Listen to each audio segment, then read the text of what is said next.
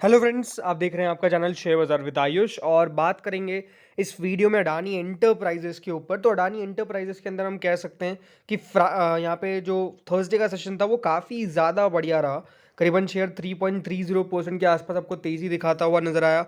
1756 के आसपास दोस्तों स्टॉक जो है वो क्लोज हुआ है एंड कह सकते हैं, सॉरी 1754 के आसपास एंड 56.05 रुपीज़ के आसपास की तेज़ी जो है वो आपको बेसिकली देखने को मिली है अडानी एंटरप्राइजेस के अंदर। एंड देखिए, पिछला हफ्ता हम कह सकते हैं अडानी एंटरप्राइजेस के लिए मिक्स था। थोड़ी बहुत गिरावट, फिर वापस से तेज़ी, फिर गिरावट, फिर वापस से तेज़ी। इसी प्रकार का मूव जो है वो स्पेसिफिकली बनता हुआ नजर आया, बिकॉज स्टॉक ज़रूर ये है कि एक लेवल्स पर सस्टेन नहीं कर रहा है, और वो कौन से 1800 के ऊपर के 1800 जो प्लस के लेवल्स है वहाँ पर डेफिनेटली दिक्कत आ रही है और स्टॉक वहाँ से काफ़ी तेज़ी से नीचे आ जाता है। एंड अगर आप मूव देखेंगे अडानी एंटरप्राइजेस का पिछले एक महीने का, तो शेयर करीबन 12% के आसपास फिर थोड़ा सा नीचे आता हुआ नजर आया। जो रिकवरी हम सोच रहे थे वो रिकवरी उस प्रकार की तो डेफिनेटली देखने को नहीं मिली है। बट अब देखते हैं यहाँ से क्या होता है, क्योंकि बहुत इंपॉर्टेंट है कि जब शेयर के अंदर जो तेज़ी आएगी वो 1800 प्लस के बाद जब अगर ये टिक जाता है और फिर जाके दोस्तों जो 2000 के ऊपर के लेवल है वो आएंगे। अभी हम चार्ट से और समझेंगे, लेकिन एक इंपॉर्टेंट खबर निकल के आई है जो सबसे पहले हम यहाँ पे देख लेते हैं। तो फ्रेंड्स, एक इंपॉर्टेंट रिपोर्ट निकल के आई और रिपोर्ट के मुताबिक अडानी इंटरप्राइजेज जो है वो सेंसेक्स का पार्ट बन सकता है after HDFC and HDFC bank merger. जी हाँ, यहाँ पे दोस्तों अडानी इंटरप्राइजेज जो है वो आपको सेंसेक्स का पार्ट बनता हुआ देखने को मिलेगा। जो सेंसेक्स में 30 स्टॉक्स होते हैं उसका पार्ट बन सकता है Adani enterprises post HDFC bank merger. Because जब ये एक हो जाएंगे तो एक स्टॉक तो वैसे निकल जाएगा। तो उसके बाद दोस्तों यहाँ पर जो निफ्टी के अंदर एचडीएफसी की जगह आपको अडानी इंटरप्राइजेज लेता हुआ नजर आ सकता है। लेकिन एक और स्टॉक का नाम निकल के आ रहा है और जिसका नाम है एलटीआई माइंड ट्री भी दोस्तों यहाँ पे जगह ले सकता है, लेकिन वो निफ्टी में ले सकता है एचडीएफसी की। ये बात यहाँ पे निकल के आ रही है कि एलटीआई माइंड ट्री निफ्टी का पार्ट बन जाएगा एचडीएफसी की जगह, और अडानी इंटरप्राइजेज सेंसेक्स का पार्ट बन जाएगा पोस्ट द मर्जर। अब देखिए, डेफिनेटली क्वेश्चन आप सबके दिमाग में आता है कि पार्ट बनने से होगा क्या, क्या बेसिक यहाँ पर चेंज आएगा। तो ये बात ध्यान रखिएगा, जब भी कोई स्टॉक जो है वो सेंसेक्स 30 का पार्ट बनता है या फिर दोस्तों कोई भी स्टॉक जो है वो निफ्टी का पार्ट बनता है, तो सेंसेक्स और निफ्टी के अंदर फ्रेंड्स बेसिकली जो फंड्स होते हैं वो पैसा लगाते हैं। जो उनमें 30 शेयर्स है उनका एक फंड भी होता है बहुत बार जिनके अंदर पैसा आता है, और डिफरेंट डिफरेंट यहाँ पर अगर मैं बात करता हूँ वर्ल्ड के अंदर, तो ज़्यादा स्पेसिफिकली वो सेंसेक्स जो इंडेक्सेस का पार्ट है बेसिकली उसके अंदर ही पैसा लगाना सही समझते हैं। बिकॉज इंडेक्स जो है वो रिटर्न आपको कमा के देता है, एंड इसीलिए कह सकते हैं कि यहाँ पर जो एक एवरेज रिटर्न बनता है इसके कारण ज़्यादा बेहतर यही होता है कि बहुत ज़्यादा आपको इंडेक्स के अंदर पैसा आता हुआ देखने को मिलता है, यानी इंडेक्स से जो रिलेटेड कंपनीज है। तो जैसे इस 30 कंपनीज में अगर अडानी इंटरप्राइजेज भी शामिल हो गया तो उसके अंदर और आपको बेसिकली इन्फ्लो आता हुआ देखने को मिलेगा, और जो इन्फ्लो है वो डेफिनेटली काफ़ी ज़्यादा मतलब का होता है सारी कंपनीज के लिए। एंड इसलिए मुझे लगता है कि अपने आप में काफ़ी बढ़िया खबर है। अब देखते हैं कि यहाँ पर किस तरह से कितना जल्दी बेसिकली ये मर्जर खत्म होता है, बिकॉज एनालिस्ट का तो यही मानना है कि यहाँ पर काफ़ी जल्द आपको अडानी इंटरप्राइजेज जो है वो पार्ट बनता हुआ नजर आएगा सेंसेक्स का। तो definitely it's a very important news. यहीं अगर हम इन्फ्लोज की भी बात करते हैं तो यहाँ पर माना ये जा रहा है कि अडानी इंटरप्राइजेज जो है वो करीबन 1000 करोड़ तक के इन्फ्लोज जो है वो ला सकता है, worth of shares being bought by passive funds that track the indexes.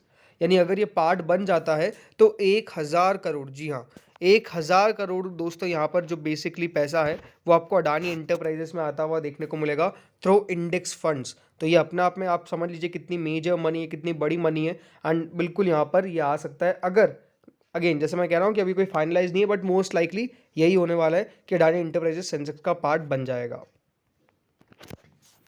अब दोस्तों चार्ट को बहुत इंपॉर्टेंट है, आप समझना बहुत इंपॉर्टेंट है कि यहाँ से चार्ट के अंदर आपको क्या दिख रहा है। सी, ये जो गिरावट थी तो अपने आप में हमने देखी, काफ़ी बड़ी गिरावट थी, हिंडनबर्ग का कारण था और डेफिनेटली स्टॉक जो है वो इतने तेजी से नीचे आया। लेकिन अब जो बहुत इंपॉर्टेंट पार्ट है वो यही है कि जब स्टॉक ने आपको एक मूव दिखाया, जो एक तेज़ी का मूव दिखाया, जब स्टॉक में लगातार गिरावट बनी, उसके बाद से इन लेवल से रिकवर किया, यहाँ तक गया, फिर यहाँ पे एक हर्डल पार आ गया, रेजिस्टेंस आया, फिर स्टॉक फिर यहाँ से थोड़ा सा प्रॉफिट टेकिंग किया और फिर वापस से नीचे जाना चालू कर दिया, फिर एग्जैक्टली फिर इन लेवल से फिर वापस से उठा, फिर वापस से दोस्तों यहाँ पर लग रहा था कि इन लेवल्स पर जा पाएगा। जो लास्ट लेवल थे ये वाले कि इन लेवल से जो गिरावट आई थी, लेकिन वहाँ तक भी नहीं गया शेयर और फिर वापस से फ्रेंड्स नीचे आ गया, राइट, फिर से नीचे आ गया और फिर वापस नीचे जाता रहा। अब फिर दोस्तों एक रिकवरी आई है, फिर थोड़ा बहुत अभी आपको देखने को मिलेगा गिरावट आई है। तो अभी हाल फिलहाल के अंदर एक बात जो बहुत इंपॉर्टेंट है कि शेयर जो है वो डेफिनेटली थोड़े से अपने हर्डल्स को क्रॉस नहीं कर पा रहा है। यानी अगर इसके अंदर मैं एक और पैटर्न क्रिएट करके बता दूं आपको, यानी अब क्या हो रहा है कि स्टॉक जो है वो बेसिकली अपने छोटे छोटे हर्डल्स क्रिएट करते जा रहा है, छोटे छोटे रेजिस्टेंस क्रिएट करते जा रहा है। जैसे कि पहला रेजिस्टेंस देखिए ऊपर में सबसे इंपॉर्टेंट ये था जो 2250 के ऊपर निकला था, फिर वापस से वहाँ से गिरावट आई। उसके बाद अगला रेजिस्टेंस निकल के आ गया करीबन 2185 के आसपास का। उसके बाद दोस्तों फिर वापस से शेयर में तेज़ी देखने को मिली, तो जो गिरावट के बाद फिर वापस से स्टॉक ने एक हर्डल दिखा दिया 1930 के आसपास का। और अब दोस्तों जो नया हर्डल निकल के आया वो है करीबन 1800 के आसपास का। तो ये जो इंपॉर्टेंट है कि स्टॉक में अगर आप ट्रेंड लाइन भी शो करेंगे यहाँ से ड्रॉ कर, अगर आपको करके दिखा भी देता हूँ इसमें, तो ये जो ट्रेंड लाइन मैंने बनाई है इससे आप साफ साफ समझ सकते हैं कि स्टॉक ने एक अपना जोन बना रखा है कि इसके ऊपर निकलना नहीं है और अभी तक निकला भी नहीं है। तो अगर यहाँ पे कोई सा भी इधर के बाद ऊपर ब्रेकआउट आया ना तो फिर एक बढ़िया तेजी बन सकती है। लेकिन अगर स्टॉक फिर अब जो देखिए डेटा बन रहा है उससे ये दिखता है कि इन लेवल से फिर गिरावट देखने को मिल सकती है, फिर शेयर इन लेवल से नीचे आ सकता है। तो अगर नीचे आ जाता है तो ये समझ के चलिए कि स्टॉक जो है वो डेफिनेटली थोड़ा सा वीक दिख रहा है। और अगर ये वाला सपोर्ट नीचे में इसने तोड़ दिया, कौन से वाले की बात कर रहा हूँ, जहाँ से अभी स्टॉक ने रिकवरी दिखाई है, ये वाला दोस्तों अगर लेवल इसने तोड़ दिया तो ये बात ध्यान रखिएगा, गिरावट जो है वो थोड़ी सी और बन सकती है। बाकी नीचे में जो सबसे इंपॉर्टेंट लेवल है वो ये वाला ही है, क्योंकि इस लेवल से स्टॉक ने एक अच्छी खासी रिकवरी दिखाई है और एक बार नहीं 2 बार अटेम्प्ट किया है। तो मैं कह सकता हूँ कि वो वाले लेवल्स यानी करीबन 1000 के आसपास के 1100 1200 के टू बी प्रिसाइज अगर हम बात करते हैं वो लेवल्स की, तो जो एग्जैक्ट लेवल्स निकल के आते हैं वो है करीबन इधर के। यानी ये लेवल्स है दोस्तों 1133 1130 मान के चलिए, ठीक है। तो 1130 रुपये के नीचे अगर ये नीचे स्लिप नहीं होता है तो ठीक है, वो अपने आप में बहुत ज़्यादा नीचे का लेवल है और मुझे लगता नहीं कि हाल फिलहाल में देखने को मिल सकता है। बट अगर पैटर्न के हिसाब से चले तो थोड़ी बहुत गिरावट यहाँ से अगर बन जाए तो बहुत हैरानी वाली बात नहीं होगी, बिकॉज स्टॉक जो है वो डेफिनेटली अपने पैटर्न को फॉलो कर रहा है।